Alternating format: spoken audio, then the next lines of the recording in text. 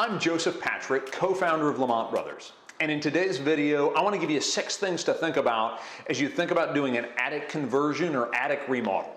I'm in an attic remodel we've done in Northwest Portland here, and we've got a couple things to think about when we look at any attic renovation that we're looking at. The first one is the structure. Structurally, what is this space? How does it look? How does it meet current building code, especially if we convert it? One thing is the ceiling joists or the floor joists, what's gonna be the floor joists if you're doing a conversion, currently ceiling joists. And are they deep enough to really structurally take the load that you're putting on them, converting it to living space? Storage is one thing, and then that load dramatically increases when you convert it to living space and people are up there living all the time, furniture is sitting there on the floor. Is that gonna stress the joists out too much? Sometimes what we'll do, we didn't have to do that here because this was fine, but sometimes what we'll do is we'll sister in micro lambs next to each joist, or even replace them with micro lambs or deeper joists depending on what our structure and ceiling height looks like. Ceiling height is another big thing. You'll notice behind me here, this ceiling goes way down low, right close to that counter. And we could not have done that if this was a conversion, because the current code for conversions is we have to be about 5 feet where the ceiling slopes down to a vertical wall. That's got to be 5 feet right at that place. This was already living space. It had been converted to living space quite some time ago when building codes were different. And so we could keep our existing stairway and we could keep that space there where the ceiling is so low. So that's structure.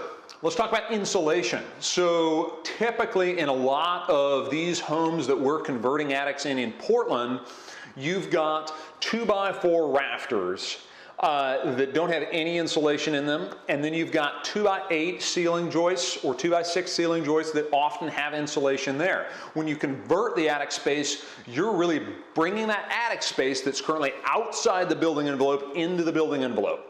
And so we need insulation up in the rafters. The unfortunate thing is a 2x4 rafter really doesn't give you very much space for insulation. Really, you can only fit about R15 in that depth. So you've got a couple different options. One option is increase that depth significantly.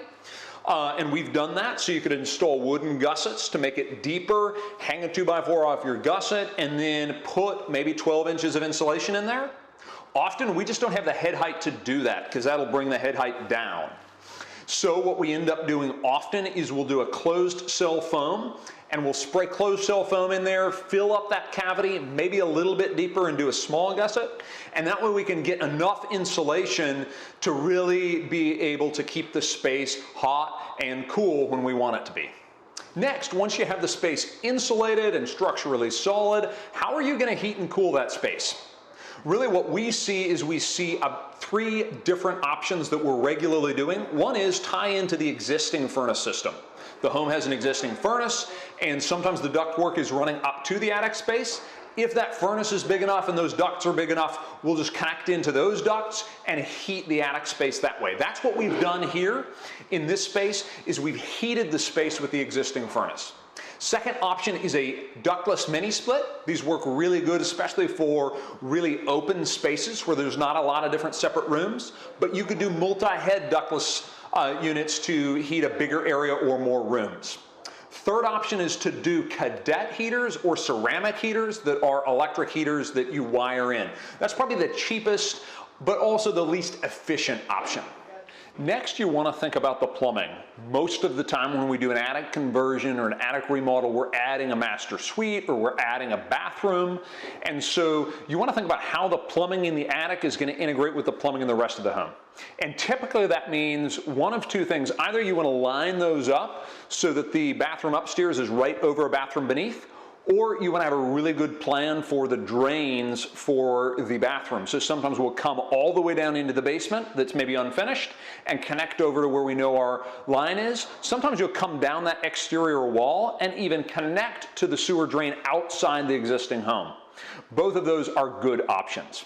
Last, when you're remodeling an attic space, don't forget to take advantage of the small spaces, maybe the spaces below that 5-foot knee wall that you can't capture as living space typically, and really capture them for storage.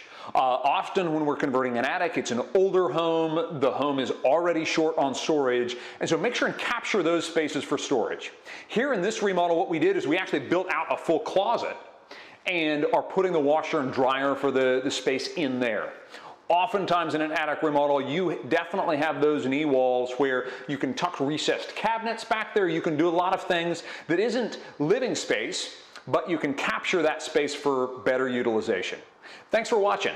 I hope we gave you some great ideas and things to think through as you're considering an attic renovation. Please check out our website for more info about remodeling. Please subscribe, like this video, and comment. Ask questions. I'll be down there and making sure to respond and answer questions that you guys have as well. Thanks.